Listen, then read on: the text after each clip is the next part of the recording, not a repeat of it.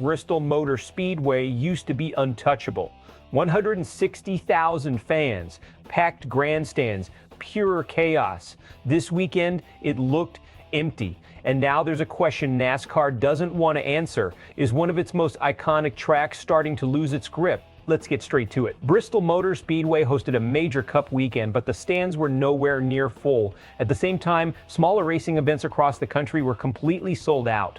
At Nashville Fairgrounds, a short track race drew a packed crowd largely because Dale Earnhardt Jr. showed up. In Florida, Cletus McFarland filled his Freedom Factory and pulled massive online numbers. And in Charlotte, legends like Jeff Gordon and Mark Martin helped pack a throwback-style exhibition event. Meanwhile, on the track at Bristol, Ty Gibbs finally broke through with his first Cup Series win. Big moment. But it wasn't the only story. This isn't just about one weekend. Bristol has always been a crown jewel for NASCAR Cup Series. It's supposed to be loud, electric, overwhelming, so when it looks half empty, or worse that, sends a signal. And here's the bigger issue. NASCAR is in a transition phase. New car, new audience push, new media strategy. But the sport is now competing with something it didn't have to worry about years ago: alternative racing entertainment, short tracks, YouTube-driven events, nostalgia exhibitions. These aren't just sideshows anymore, they're pulling real crowds. Inside the garage, that matters, because perception drives everything: sponsors, TV deals, future venues. And right now, the perception is shifting. Let's break this down the way teams and executives are looking at it. This isn't simply about attendance numbers. It's about optics versus impact. Even at a fraction of capacity, Bristol still likely had more total fans than those smaller venues. But on television, it doesn't look that way. And in modern sports, appearance is reality. A packed 12,000-seat track creates urgency, energy, demand.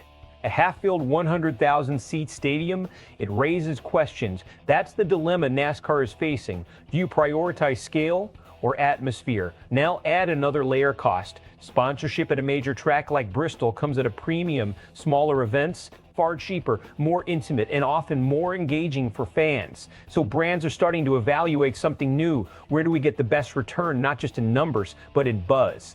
Then there's the competition factor. Drivers will tell you the Cup Series is still the toughest level in stock car racing, no question. But fans today, they're not just watching for competition. They want connection, personality, access. That's where events like the Freedom Factory or throwback races are winning. They feel closer, more authentic, less corporate. So now NASCAR has a strategic decision to make. Do they protect legacy venues like Bristol at all costs? Or do they start adjusting the schedule, maybe even cutting dates to create scarcity? Because here's the uncomfortable truth. Too much supply can quietly kill demand. The reaction has been loud and divided. Some fans are concerned. They see empty seats at Bristol and think something bigger is slipping. Others push back hard. They argue the racing product is still strong, especially with finishes like this weekend. And then there's the media narrative. One side is calling it a warning sign for NASCAR's future. The other says it's just a visual illusion: big tracks, in crowd, different perception. But everyone agrees on one thing: the comparison to those sold-out smaller events. So what made this impossible to ignore? So where does this go next? NASCAR adjusts. They rethink scheduling, enhance the fan experience, and maybe even reduce races at oversized venues. That creates demand again, and Bristol returns to being the must-see event it used to be. Nothing changes. Crowds continue to thin visually. Smaller events keep gaining momentum, and the gap between traditional NASCAR and modern fan expectations keeps growing. And if that happens, this weekend won't look like an anomaly. It'll look like the beginning of a trend. So now it comes down to this: is Bristol actually in trouble, or are we overreacting to what the camera shows? Drop your take in the comments. And if you want real analysis on where NASCAR is heading next, make sure you subscribe to SportsWire USA, because this story, it's far from over.